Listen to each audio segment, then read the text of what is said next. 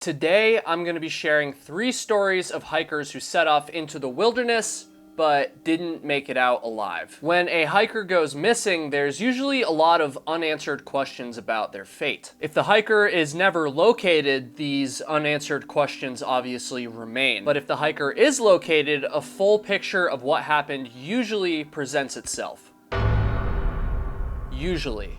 Unfortunately, it doesn't always happen that way, as much as we all wish it could. In the stories I'm going to share right now, even after the bodies of these missing hikers were discovered, investigators, friends, and families were left with unanswered questions, and in some cases, even more of them than they had before the bodies were discovered. From a hiker found dead miles off trail wearing nothing on his feet, to a woman that started off on a heavily trafficked trail yet somehow ended up in an area so inaccessible that they needed a helicopter to remove her body. These stories are frustratingly confusing. And to start off, let's head to the state of Colorado. And before we go to Colorado, I do just want to say that over 80% of the people who view my videos right now are not subscribed to the channel. Please do me a favor and hit that subscribe button and I guess ring the bell so that you don't miss any future uploads. If you like this kind of content, that would mean a lot. Okay, for real this time, let's get into the stories. In March of 2014, a doctor from Indiana took a trip to Vail, Colorado to experience the beauty of the Rocky Mountains in late winter conditions. This doctor was 39-year-old James, or he actually went by Jim McGrogan, and on March 14th, he and 3 other friends set out on a 9-mile hike to Eisman Hut. In many parts of the country, March is the start of spring. The snow melts away, the temperatures rise, but that's not the case in the high mountains of Colorado. On the day of the hike, the mountains surrounding Vail were still blanketed in snow, and some areas actually had several feet of it, in fact. However, unlike many other hikers that had met similar fates, Dr. McGrogan was actually very prepared for the winter conditions. He was an experienced hiker, and in addition to that, he was carrying warm overnight gear, a cell phone, a GPS device, and even winter-specific gear such as an avalanche beacon and a backcountry snowboarding setup. After hiking together for roughly an hour and a half, Dr. McGrogan decided to split up from the rest of his friends. This happened about 5 miles away from the hut. The group decided that they wanted to stop and take a break, but Dr. McGrogan wanted to continue on. He expected to either meet the group at the hut or that they would catch up to him along the way. But as fate would have it, when Dr. McGrogan hiked away from his friends, this would end up being the last time that he was ever seen alive. The other hikers arrived at Eisman Hut late in the afternoon, and they were very alarmed to find out that Dr. McGrogan was not there waiting for them. They wasted no time reporting him missing, and shortly thereafter, a search and rescue mission was put together to try and locate him. For 3 days, searchers looked on foot, on snowmobiles, and from helicopters, but they found no sign of Dr. McGrogan. They did discover that his cell phone had been pinged one time on the day that he was last seen, but after this it must have been either shut off or went dead because there was no other activity. They searched and searched, but they found no sign of Dr. McGrogan. And by Tuesday, March 18th, the weather had taken a turn for the worst, and unfortunately the search was called off. For weeks, nobody knew what had happened to Dr. McGrogan. It seemed as though he had simply vanished into the harsh Colorado mountains. However, on April 3rd, 2014, a startling discovery was made. 20 days after he had last been seen alive, a group of backcountry skiers in the Booth Falls area located a dead body laying at the bottom of an ice chute, and it was soon identified as that of Dr. James McGrogan. His death was ruled accidental, likely happening because of a fall on the ice, which seems like a pretty straightforward ending, right? And I don't have any doubt that this is what happened. However, the discovery of his body did raise some bizarre questions that, to my knowledge, still haven't been answered even to this day. The first bizarre finding is that Dr. McGrogan was found about 5 miles away from the trail that him and his friends were hiking, and to my knowledge, there's no direct route or a actual path that connects the two spots. So how exactly did he get so far off course? He was so far away from his intended trail that he was actually located only 1.5 miles away from a completely different trailhead, the Booth Falls trailhead. Now, I've never been in this situation before, but it begs another question. Once he realized that he was lost, this was winter after all, why didn't he simply retrace his footsteps in the snow? Again, I guess I shouldn't say simply because it's definitely not that simple, but I don't know, I gotta ask. Another bizarre finding is that Dr. McGrogan was located with his cell phone stashed away inside his backpack. I did find one source that said there was actually cell coverage in the area that he was found. I definitely can't confirm if that's true or not, but if it is, that begs the question, why didn't he use his cell phone to call for help? And even if he didn't have cell service like that one article stated, he was carrying a GPS device. My understanding is that this wasn't a GPS device like I talk about sometimes, one that has an SOS button, like a satellite phone kind of thing. This was just a normal one that was used for navigation, not really communication. But I guess he could have used the GPS to navigate back to his intended destination, right? Between the GPS,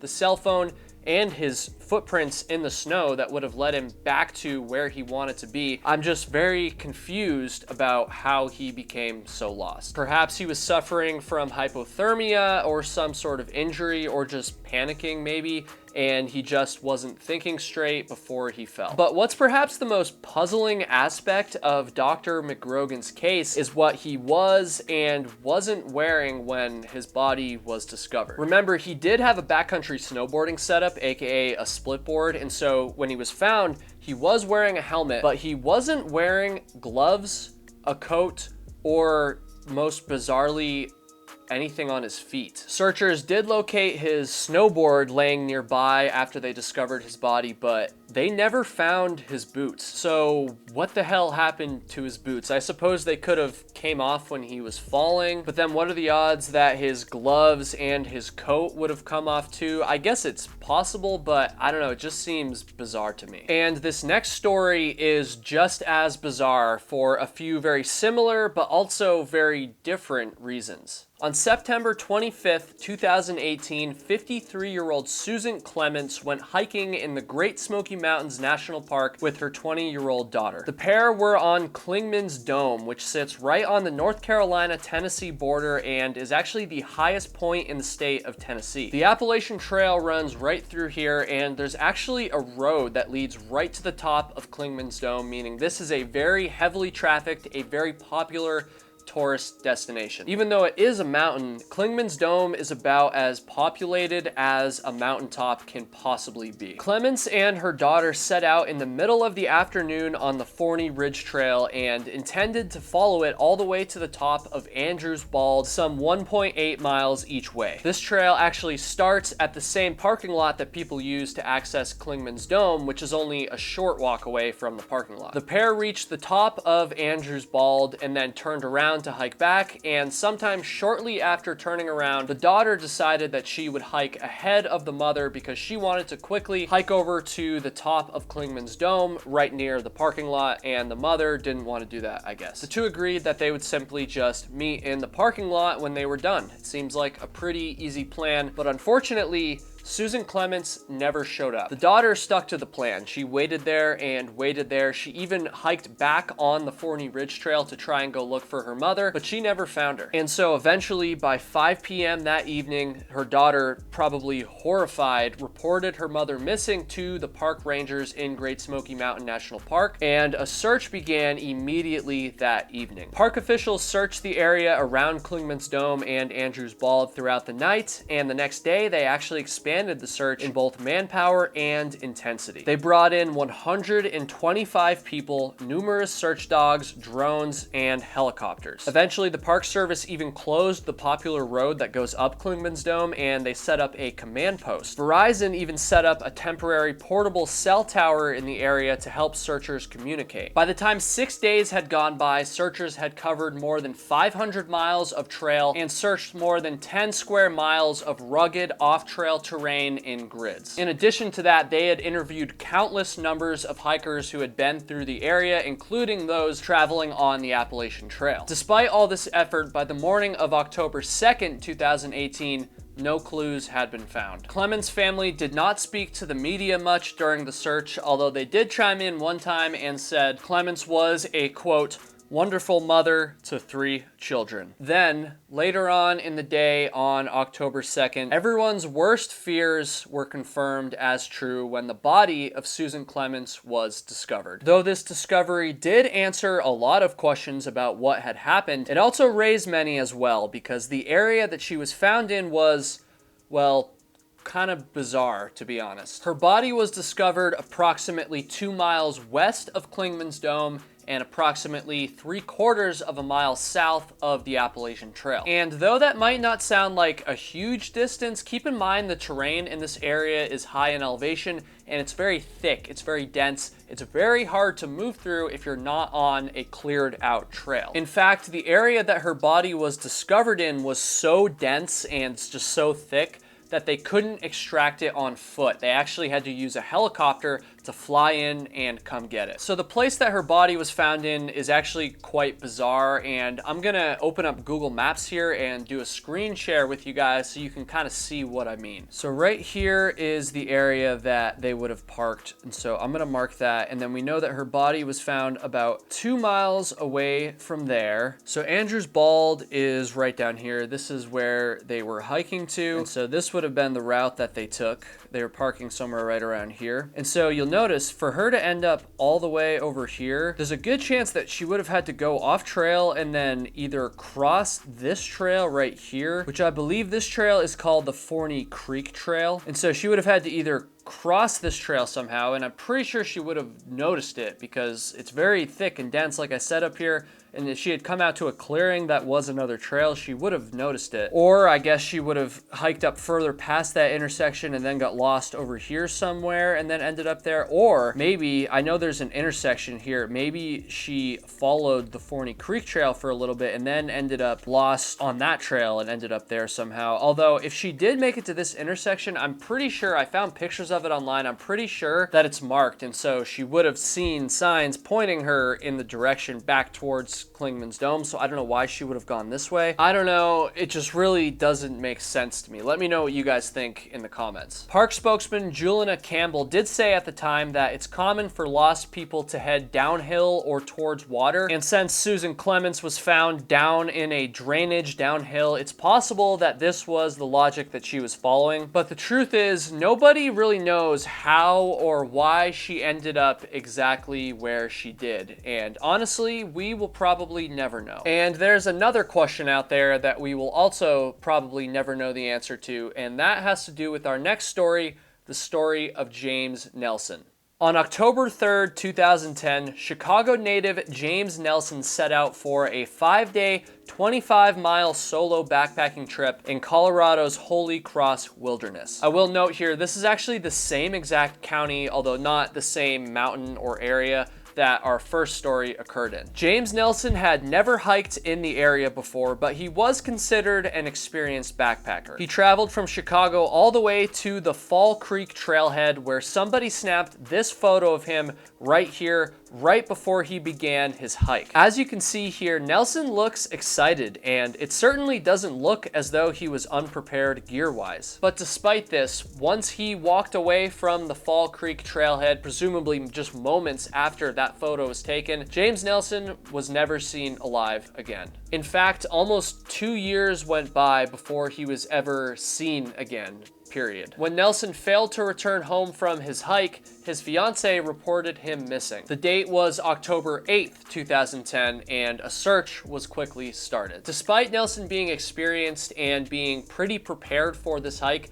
investigators did learn that he was not carrying a cell phone with him at the time. Now again, this was 13 years ago, and so back then I don't think cell technology, let alone cell coverage, was as advanced as it is today. So I'm not sure how much of an impact this played on his situation, but I do think that it's an interesting thing to know. We also know that Nelson was not carrying a personal locator beacon or a GPS with an SOS button on it. In fact, a member of a Chicago Chicago-based hiking club that Nelson was a part of had actually suggested to him that he carry one of these personal locator beacons on 2 occasions, but Nelson didn't heed this advice. So he wasn't carrying one of these locating GPSs, but he was carrying a regular GPS, one that could be used for navigation. And while search and rescue looked for Nelson in the Colorado backcountry, I'm sure they were hoping that he was using that very device to navigate his way out to safety. But unfortunately, Nelson never made it out. Nobody ever heard from him, and after searching tirelessly for 10 days, the search was called off. At the time, the Eagle County Sheriff was quoted saying, "We have no clues. There's nothing on the ground." Volunteers continued to search for some time after this, but again, nothing was ever found. No clues, no signs of Nelson. Yeah, nothing. It seemed like he had simply just vanished into the Colorado mountains. A year and a half went by, and James Nelson's fate remained a mystery to all his friends, all his family, and to the hiking community at large. However, in May of 2012, James Nelson's friends and family would finally get some answers about what had happened to him. On May 25th, 2012, a person scouting campsites near Holy Cross City stumbled upon an abandoned, scattered campsite and discovered human remains. Holy Cross City is an old mining community, long since vacated. There's some old buildings left up and stuff, and it's about 6.3 miles from the Fall Creek trailhead as the crow flies. The remains found were eventually confirmed to be Nelson's, and entries in his journal indicated that he may have been suffering from altitude sickness at the time. However, other than that, I wasn't able to find any other information about his journal. Altitude sickness is very common for hikers to experience in Colorado, especially hikers who travel in from areas of lower elevation, which again is exactly what Nelson did. So the story of his death makes total sense to me. There's no unanswered questions about everything I've said so far. However, there is one very bizarre unanswered question about the gear that was found or not found in his scattered campsite near Holy Cross City. And this is a question that most news articles I read on James Nelson's case pretty much just glossed right over in a sentence or two, which is very weird to me. Almost all of Nelson's gear was located at that campsite where they found his body. However, his camp stove, his camera, and his GPS, the one that I mentioned earlier, were all never located. So that begs the question, what happened to this gear? Why couldn't they find it? Why, after all these years, has nobody ever found this stuff? And we really don't know the answer to those unanswered questions. There's still no idea. There are some plausible explanations, but no proof. Perhaps Nelson was sick and exhausted, suffering from altitude sickness, like I said, and he simply just lost these items. They fell out of his pack or something happened like that. Since he was out there for over a year and a half before his campsite and his body was discovered, 2 winters would have happened, and so maybe the melting snowpack had kind of like shifted his gear around, or perhaps another hiker or off-roader, somebody recreating in the area, found the campsite, didn't realize the significance of it, didn't see his body, and just saw the expensive camera and GPS sitting there and just took it. I don't know. The truth is, nobody knows. We're not going to know the answers to these questions until those items are recovered. And by extension, we're not going to know this last piece of the full story of what happened to James Nelson as well. My heart goes out to the friends and families of Dr. James McGrogan, Susan Clements, and of course, James Nelson. Thank you everybody for watching.